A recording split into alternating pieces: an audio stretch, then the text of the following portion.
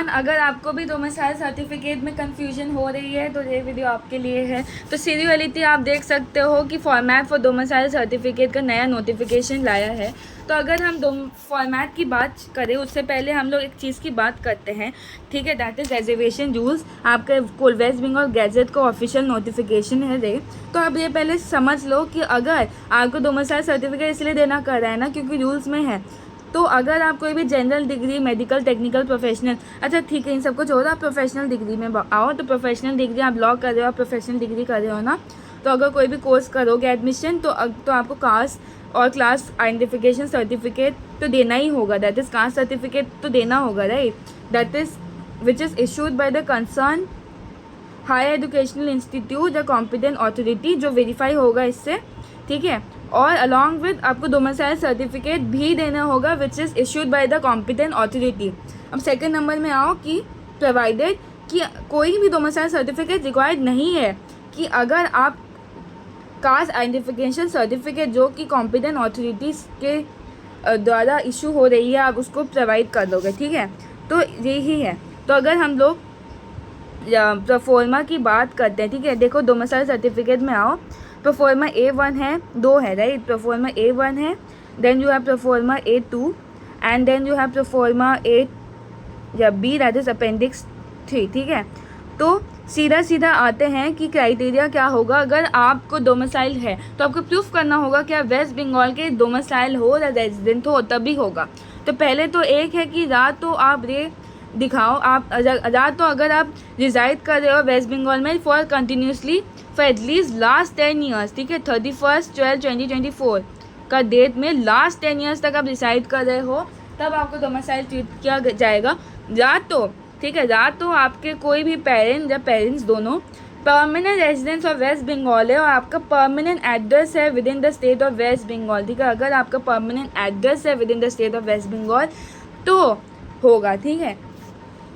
In case of above, तो अगर certificate is obtain, हाँ, तो अगर इन दोनों का है तो आपको A1 या A2 परफॉर्मा में करना होगा, या तो आप B होगा तो आपको दोनों में से देखिए कोई भी आपको 2 ओरिजिनल डॉक्यूमेंट्स प्रोवाइड करना होगा। देखो लिखा हुआ है voter ID card, Aadhaar card, passport, ration belonging to his और पेरेंट्स, कोई भी 2 डॉक्यूमेंट्स प्रोवाइड करना होगा और आपका उसमें रेजिडेंशियल एड्रेस, परमानेंट एड्रेस लिखा होना चाहिए, ठीक है। उसमें आपको देखना प्लीज़ कि उसमें आपका परमानेंट एड्रेस पेरेंट्स का लिखा हो, तभी होगा।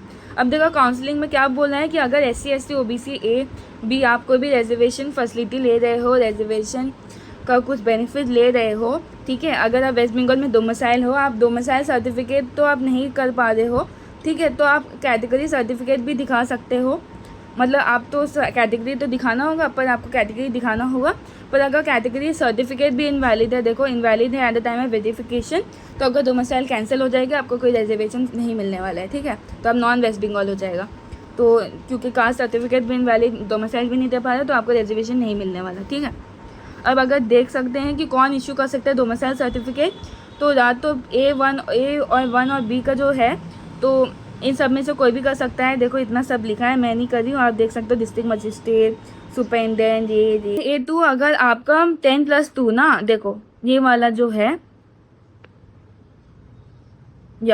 तो ये वाला जो है अगर आप 10+2 से कर रहे हो, ठीक है, 10+2 से आप निकलवा सकते हो हेड ऑफ द इंस्टीट्यूशन से। आप अपने स्कूल जाओगे, वो आपको डोमिसाइल दे दोगे, ये भी हो सकता है, तो उसमें हो जाएगा, ठीक है। देखो लिखा है signed and certified by the head of the institution, वो आपका जो स्कूल जाओगे जहाँ से आप 10+2 कंप्लीट किया वही आपको दे देंगे, ठीक है। 10+2 होना चाहिए प्लस।